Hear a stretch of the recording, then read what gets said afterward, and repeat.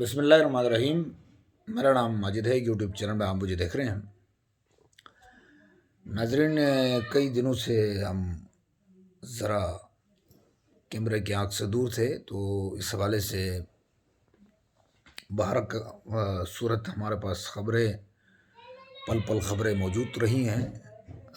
پوری دنیا میں جتنا بھی جو بھی واقعات ہوتے رہے ہیں، اس حوالے سے منٹوں میں اللہ کے فضل و کرم سے خبر آ جاتی ہے۔ تو آج کا موضوع ہے کہ پاکستانی بزنس مین جو امریکہ میں ہے، انہوں نے $30 ملین جو ٹرکش عوام کے لیے، جو زلزلہ زدگان سے متاثر زلزلہ زدگان جو تھے، ان کو تو ڈونیٹ کر لیا۔ تو کیا وجہ ہے کہ پاکستان کے عوام کو انہوں نے نہیں دیا، جو کہ ایک عرصے سے سیلاب سے متاثرین یہاں پر ابھی تک وہ ان کا مکمل طور پر بحال نہیں ہو سکے ہیں، لیکن ان کو ابھی تک ایسی کوئی ہم نے خبر نہیں سنی جس طرح کی زلزلہ زدگان متاثرین ترکیہ کے لیے عوام کے لیے پاکستان کے اس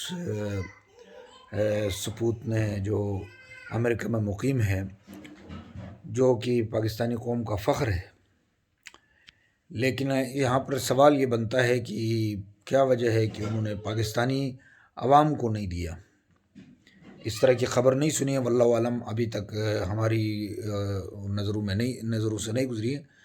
وہاں پر بھی جو انداز تھا ان کا دینے کا، اپنا نام ظاہر نہیں کیا اور پورے نیوز چینل میں گمنام کے طور پر ان کو پکارا گیا، تو یہ بہت بڑی خطیر رقم تھی جو کہ پاکستانی حکومت اس قدر بھوکی ہوئی ہے کہ وہ اماؤنٹ ان کے لیے بھی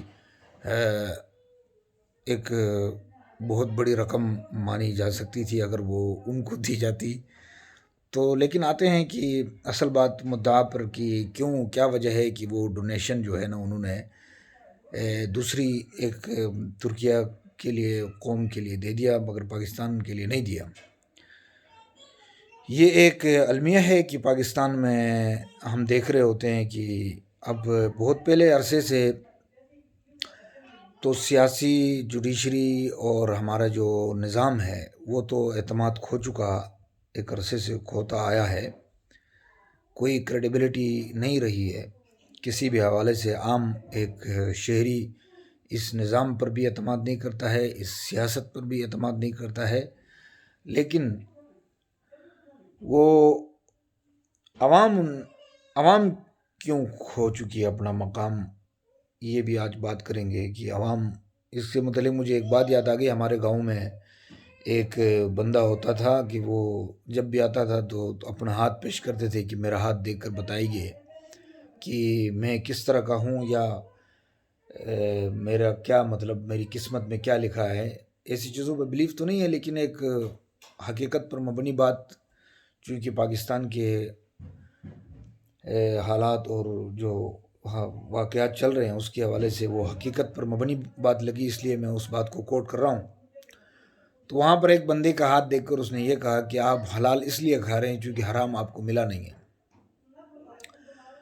تو اب حالت یہ ہے کہ آپ لوگوں نے بھی سنا ہوگا، ایک عرصے سے آپ لوگوں نے خبریں سنی ہوگی کہ فلانی جگہ پر حکومتی سطح پر وزیر نے جو ہے نا ایک امداد بھیجی گئی، امداد کو اپنے سٹور میں رکھا اور نہیں دیا۔ اور آپ نے یہ بھی خبریں سنی ہوگی جو متاثرین ہیں انہوں نے اپنے ٹینٹ بیچے، یا بہت ساری خبریں آپ اگر سنیں گے پاکستانیوں کے، غریب سے لے کر امیر سب کی ایک ہی قسم کا ایک ہی طرز زندگی ہے۔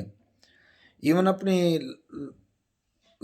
زندگی میں آپ جب باہر نکلتے ہیں، روزمرہ زندگی میں آپ دفتر میں کام کر رہے ہوتے ہیں، تو دفتر میں آپ دیکھیں گے کہ حرام جس کو مل رہا ہوتا ہے وہ فوراً دیر نہیں کرتا ہے، کھا لیتا ہے۔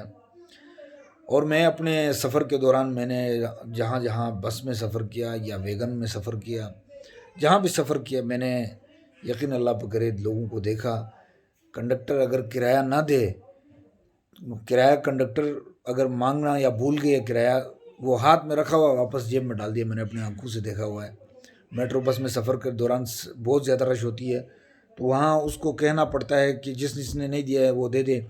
تو میرے سامنے ایک بندہ تھا، ہاتھ اس نے اٹھا لیا، وہ ہاتھ پہ میں رکھا کہ جب تک وہ میرے پاس آ کے مجھے نہ کہے نہ پکڑے میں کرایہ نہیں دوں گا.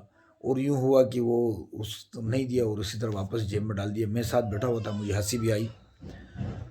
تو اس قدر عوام اپنا اعتماد کھو چکے ہیں، تو جس کی وجہ سے میرا خیال ہے وہ اس بزنس مین نے بھی گوارا نہیں کیا کہ وہ $30 ملین جو ہے ہمارے عوام کو دیا جائے، لیکن انہوں نے ترکش کے عوام کو نچھاور کر دیا. تو ہماری عوام کو تشکیل نو، تعمیر نو کی ضرورت ہے، اصلاح کی ضرورت ہے، شدید قسم کے اصلاح کی ضرورت ہے. تو میں سمیت سب تمام عوام کو ایک اپنے اصلاح، تعمیر نو، تشکیل دینا پڑے گا. اس کے بعد ایک نیا مقام حاصل کرنا پڑے گا. تو آج کا موضوع یہاں تک تھا. ناظرین، چینل سبسکرائب کریے. شکریہ.